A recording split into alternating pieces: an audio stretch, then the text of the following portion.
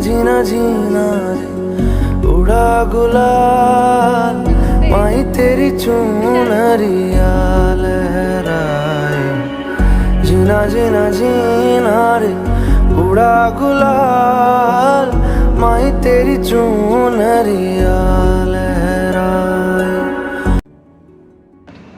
नमस्ते. आता काय काय आपल्याला काय काय गरज आहे, काय काय झालंय आपलं आणि कसं काय करायचंय पुढे ते सांगाल का मला? हां सांगाल ना मॅडम. कसं झालं म्हणजे लाईटीच्या शॉप बसून तर 6 हात गेले तर लय दिवस झाले म्हणजे आता खूप 13-14 वर्ष तर झाले समजा. असं करून मग हे दोन्ही मुलं नंतरच झाले मला. तसं करून मग नवरा पण नाही सांभाळला तरी मी काही प्रॉब्लेम नाही, जाऊ दे म्हटलं, नाही सांभाळलं तर नाही सांभाळलं. असं इकडून तिकडून मदत भेटते त्याच्यात आपण म्हणजे जमून जाते. इकडून तिकडून म्हणजे खास करून आपले एक रोहित सर म्हणून आहेत ते पण दर महिन्याला इकडून तिकडून म्हणजे ज्याच्याकडून भेटते तसं करून ते किराणा जमून दर महिन्याला किराणा देतोय. आणि इथं राहायला पण दिले ते आपल्या कोकणी चौकामध्ये काय म्हणते आपलं बापू काटेनगर शेवकानी तात्पुरत्यासाठी दिले. आणि आता हिचं शिक्षण हे आपलं काय म्हणते काळेवाडी MM शाळा, काळेवाडी MM शाळा विद्या मंदिर असं म्हणजे डिमार्टपाशी. शाळेची सरनं पण 3री पासून 10वी पर्यंत दत्तक घेतली. हां फीस वगैरे काही नाही म्हणजे 8वी पर्यंत त्यांचे सगळं पुरवले म्हणजे कपडे असं म्हणजे शाळेचं ड्रेस वगैरे वया पुस्तकापासून सगळं सॉक्स पर्यंत बॅग वगैरे सगळं 8वी पर्यंत सोयीत होती मला म्हणजे त्यांच्या शाळेत. तर ते 8वीच्या नंतर मग जे काही बॅग वगैरे म्हणजे बूट सॉक्स युनिफॉर्मचं ते फीस मी भरती आहे. म्हणजे हे 3रीला आहे म्हणजे आता हिचं 3रीचं आहे की 30 आणि 6,000 म्हणजे आपण याची आता 13,000 बॅलन्स आहे. प्रज्ञा शिरसाट मॅडम होत्या, त्यांच्या शाळेच्या ग्रुपनी आपल्याला 8,000ची मदत केली होती आणि त्याच्या आधी तुम्हाला 5,000ची मदत पण कोणाकडून तरी आली होती, बरोबर ना?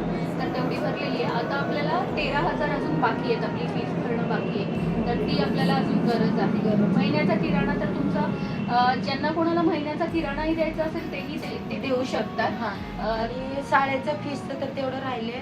माझी इच्छा आहे की थोडंफार म्हणजे सगळीकडून मदत सगळं थोडं थोडं करून जर दिले तर राहिलेले पेंडिंगचे फीस. आणि आपण दुसरी गोष्ट म्हणजे एक संस्था आहे जे तुम्हाला प्रोस्थेटिक हात लावून द्यायला तयार आहे. तर आपल्याला एकदा तळेगाव दाभाडेला त्याच्यासाठी त्यांच्या सेंटरवर जाऊन तुमचं चेकअप करून यावं लागेल.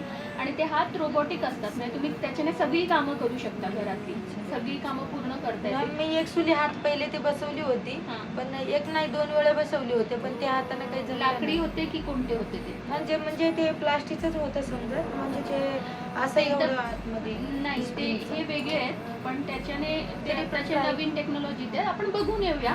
त्यांचे कॅम्प पण लागतात तर तिथे पण. आणि तसं झालं तर कसं आहे की तुम्ही रोजगारासाठी कुठेतरी प्रयत्न करू शकता जे आता तुम्हाला रोजगार मधून जर कुठून तरी मला काय काम वगैरे मिळाले की रोजगार पोट भरण्यासाठी तर मला चांगली गोष्टी आहे. मी करू शकते जेवढं होईल तेवढं माझ्याकडून. तर आपण प्रयत्न करूया. अभी इन्होंने जैसे सब कुछ बताया हमको कि इनकी ज़रूरतें काफ़ी हद तक के पूरी हो रही हैं. बस अभी इस बच्चे की जो फ़ीस है 13,000 रुपये बैलेंस है जो हमको भरनी है. इसके अलावा अगर महीने का राशन कोई देना चाहता है लगभग 1500 से 2,000 के बीच महीने का राशन का खर्च है जो पिछले 7 सालों से हम लोग कर रहे हैं अलग अलग डोनर्स के माध्यम से. इसके अलावा अभी बच्ची की जो फ़ीस है वो तो माफ़ है पर अगले साल इसके कॉलेज का खर्चा आएगा. ये अभी 10वीं में है, अगले साल इसके कॉलेज का खर्चा रहेगा. और अगर इनके हाथ हो जाते हैं, प्रोस्थेटिक हाथ लग जाते हैं तो इनके लिए कोई रोज़गार का साधन अगर कोई इनको काम दे सकता है जो ये कर सकें इस कंडीशन में तो बहुत अच्छा होगा. धन्यवाद. Thank you.